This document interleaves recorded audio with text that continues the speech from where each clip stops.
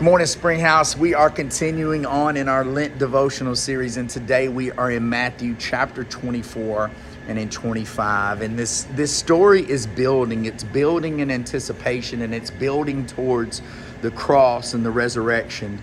It's Passion Week. We started the week off in Matthew chapter 21. And in chapter 21, we read about Jesus' triumphal entry into Jerusalem. The Lamb has come. And then in chapter 22, the Pharisees and Sadducees are pressing Jesus and testing him, trying to find spots and blemish, just like the original Passover lamb when they were inspecting it for the week.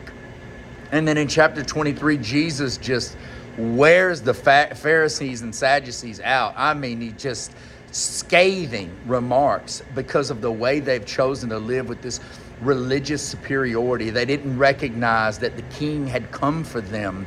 And they thought that they knew better.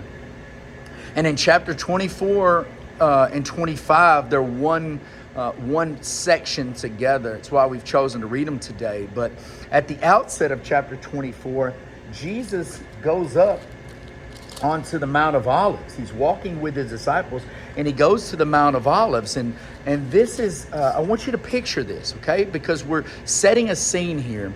The Mount of Olives is positioned above the city of Jerusalem, and the temple can be seen from the top of the mountain. And the Mount of Olives had groves of olive trees where they would take those olives, and after they would press them and crush them, they would produce oil, the olive oil. And the very first oil that came off of those olives was used to light the lamps in the temple in Jerusalem. And so the pressing and crushing has to take place in order to produce the oil. And those oils, that oil would light the lamps. I think similarly to Jesus's pressing and crushing in the garden, his anguish where he sweat blood in anguish about going to the cross, it produced the oil of the Holy Spirit that would be the light of the world. And that same oil that was used there in this place that they find themselves sitting in, and the disciples are like, Jesus, tell us what's going to happen. Tell us what's next. And Jesus tells them very cryptically about signs of the coming of the age. And then he tells more parables. But I love the way that he closes out the parable of the talents. He says that the king will say to those on his right, "Come, you are blessed by my Father. Take your inheritance, the kingdom prepared for you since the creation of the world."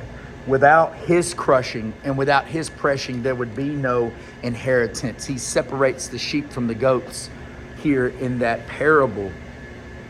And so it's interesting that he goes up several days before he was to be pressed and he was to be crushed in the same place that they grew the olives that would be pressed and crushed for the oil to be used in the temple down below, knowing that his pressing and his crushing would be used to be the light of the world, to light the lamp, to send the signal fire up that redemption had come.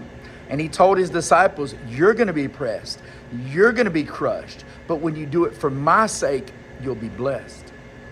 So when you consider persecution, when you consider the pressing and the crushing, know that it produces the oil that is necessary for the light to shine. Because the lamps can't burn without the oil, and the oil is only produced with the pressing and the crushing.